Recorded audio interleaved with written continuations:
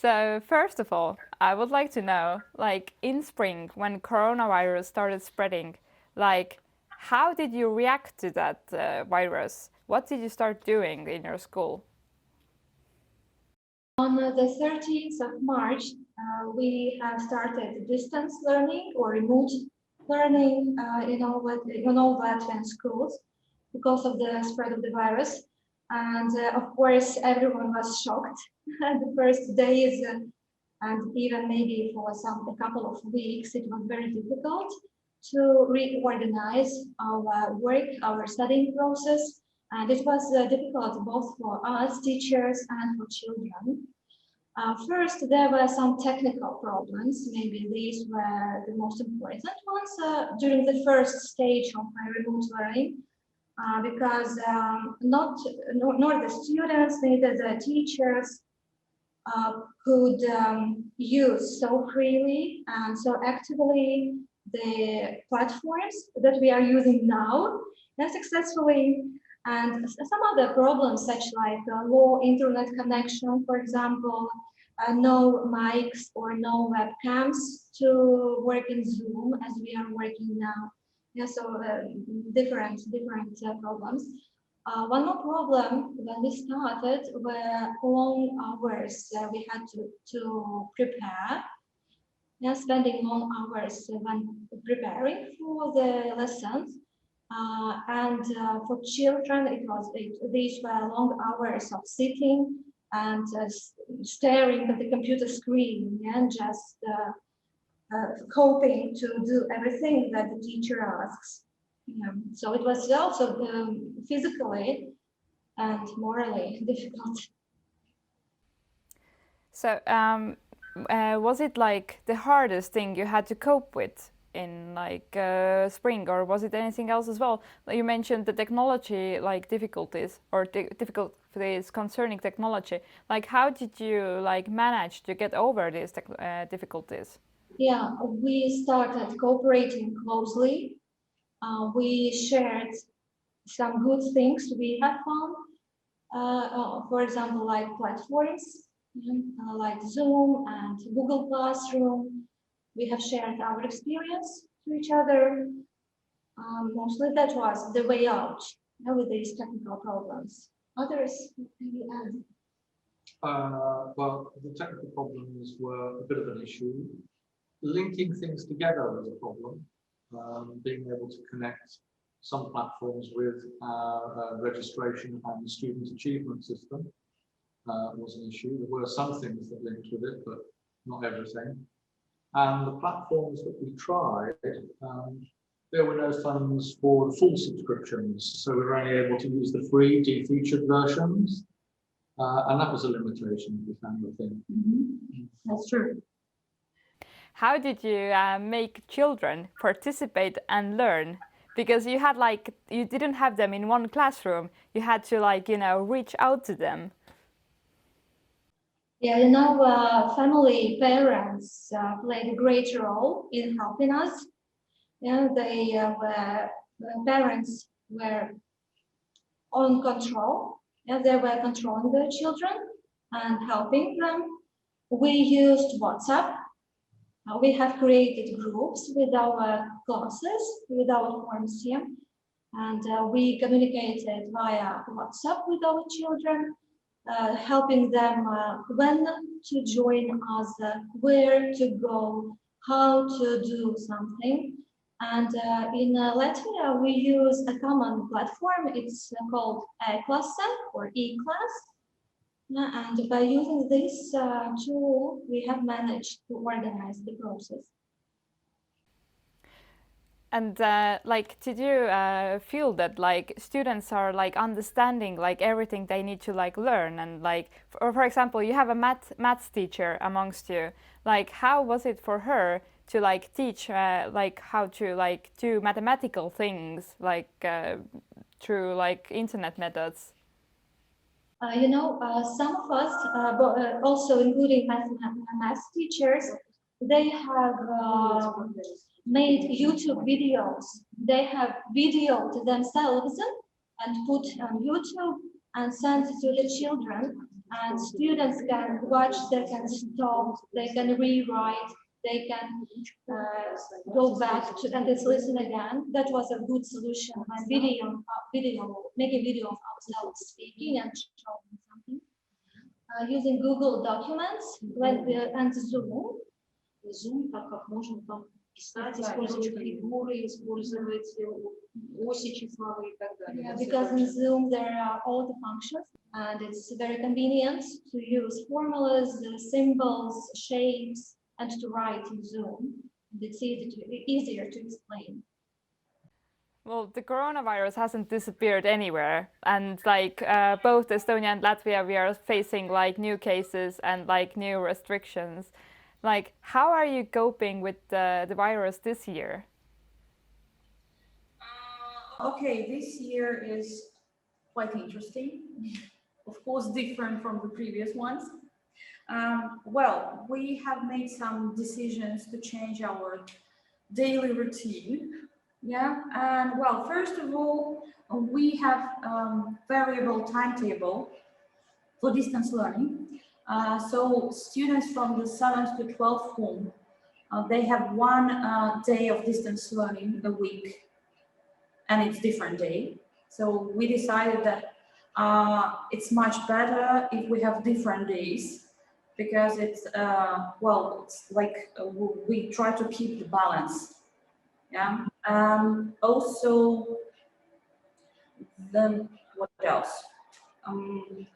We also try to control the traffic of students. So we have one part where students go up and another part when they go down. Then we have special lines on the floor where they can see where to follow, where to go. Also, we try to control so they don't mix. I mean, the classes don't mix. They mostly communicate all the classmates, yeah, only. What else? In other schools, students sit in one classroom mostly for the whole day. We haven't used this method. Our students change classes. They have also breaks. The longest break is 15 minutes only, but they change classes and we just disinfect. We use the disinfection and clean everything after each class. It's not difficult to do. Okay. And one more thing, sorry. We also continue to share the ideas and platforms that we use with other teachers. And we help each other. Each Thursday, we come together and share the ideas how to do everything better, like individualized approach, evaluation, and so on. We discuss and come to a common conclusion that is the best one. So can you bring any examples of those meetings, like anything you have like decided or like shared? What are those like best methods you have come to? For example, yesterday we have met all together. We have discussed the structure of the lesson. We have discussed how to make our learning individualized, also using Zoom functions. For example, we can use such Google tools like Google Jamboard, when students can give us feedback and we can give them feedback about the new topics or in the beginning of the lesson, it is also can be used. And so we shared different experience. And today I have tried something new and it was successful. Some new tools. How about the other teachers? Have you tried anything new recently? We had workshops, but we don't have video of workshops, yeah. But we're planning also to have a list where we will put all the programs and links to the videos, how to use these programs for all the teachers. They can learn and use while working. A lot of our teacher gatherings on Thursday when we share good practice is being driven by the Scholar 2030 program. So there's a lot of material coming out of that, which links in with the home learning and the remote learning process. And we're trying to adapt that. So we're doing two things pretty much simultaneously.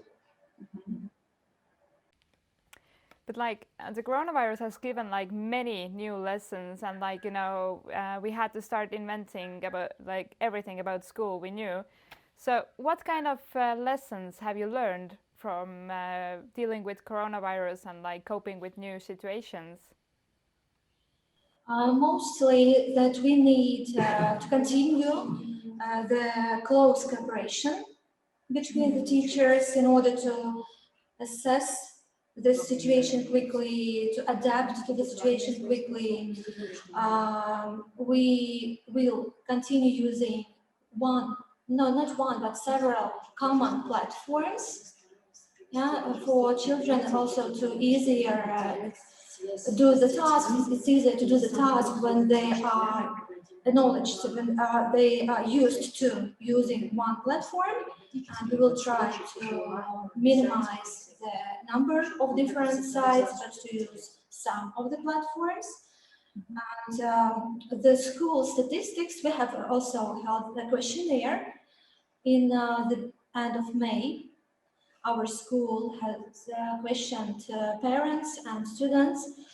The students, both students and parents, agreed that their independent work skills improved. Yeah, so that's also very important, that they can work more independently now. And we know what to expect. Maybe it's very important. Yeah, that we know what to do, we know what to expect, what could be the flaws, the mindset. And because we have some experience from spring going forward with the smaller range of applications that we're making use of, it's less confusing for the student. They don't have to keep learning different things with different teachers. And that process is going to be more and more streamlined going on. So we feel that we're more ready this time around because we are moving towards remote teaching again, we know it.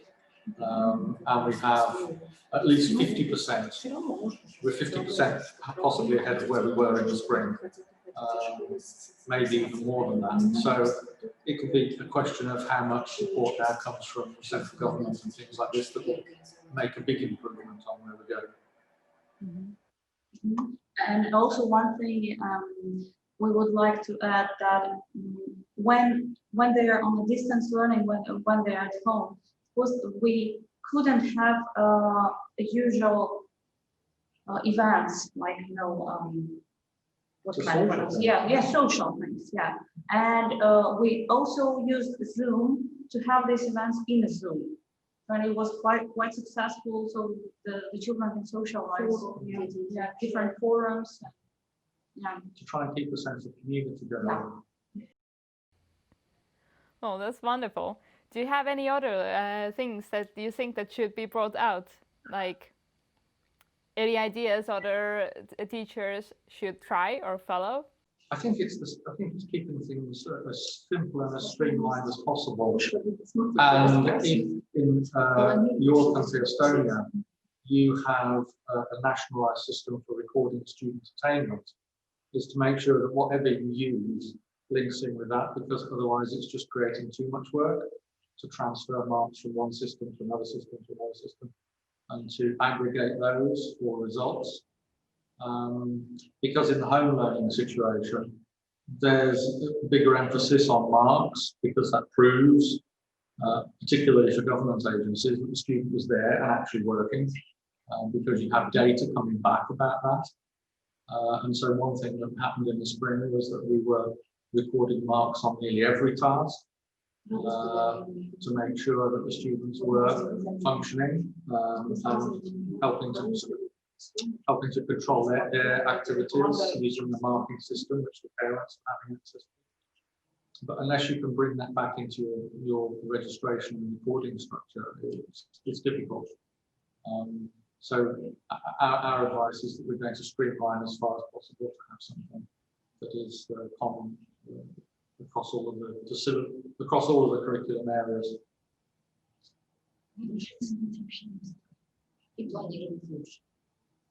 Yeah, one more comment that we are better planners.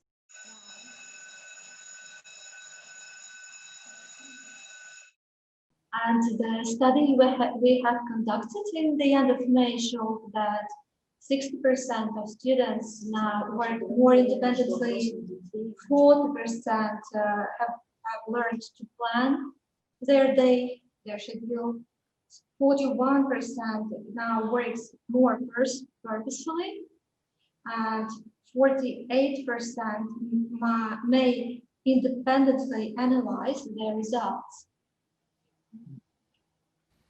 Well, thank you a lot. And do you wish to add anything? Okay, one more thing that, as we have mentioned, we have variable timetable. It means that there are some lessons we have face-to-face and not via internet.